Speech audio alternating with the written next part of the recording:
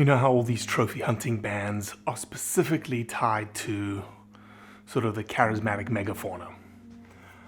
One specifically, lions. Lions seem to have this thing about them, right? We all love them. And so what's the reality, right? What's the reality on the ground? Is hunting and trophy hunting the panacea, the silver bullet to saving lions in Africa?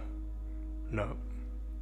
But is trophy hunting, or the sustainable utilization of wildlife, a mechanism by which lions can be protected?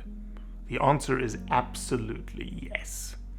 There is evidence all across Africa that it works. But what about the opposite? Well, we've got a series of images and a series of posts out of Cameroon of the local cattle herders specifically targeting lions. Why? They see them as a threat. Cattle is money to them. The more cattle, the more value. The more cattle, the more higher your standing in the community. So why would you let lions roam free? They don't. They trap and they kill lions as often as they possibly can. So you ask, like, how do they trap a lion? How do they actually get the lion snared? Well, here's an explanation of the series of graphics that I'm about to show you.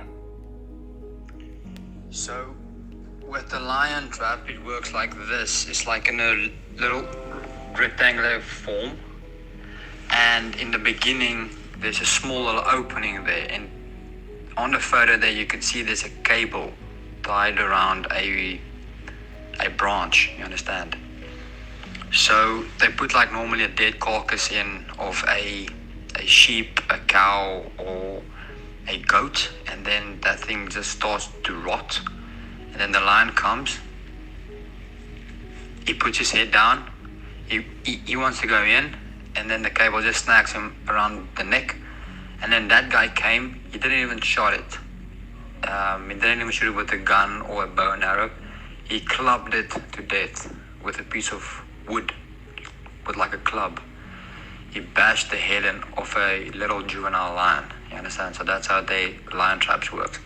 And they don't got just one lion trap, they got like 3, 4, 5 lion traps, like in a nice little radius, like spread out, far from each other, you understand?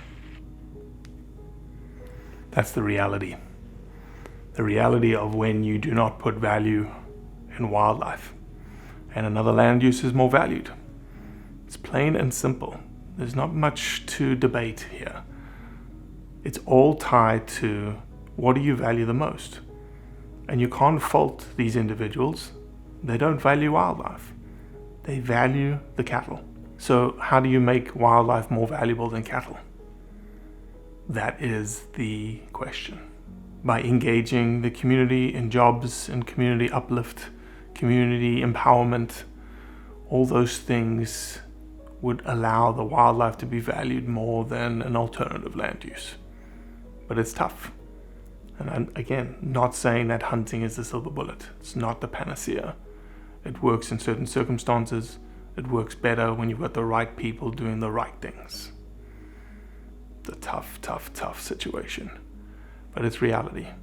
And I don't think we should blinker ourselves on either side of the coin to what works and what isn't working. But the reality is lions are being illegally taken without any thought to the value that they provide to anyone, except a reduction in value to cattle. End of story.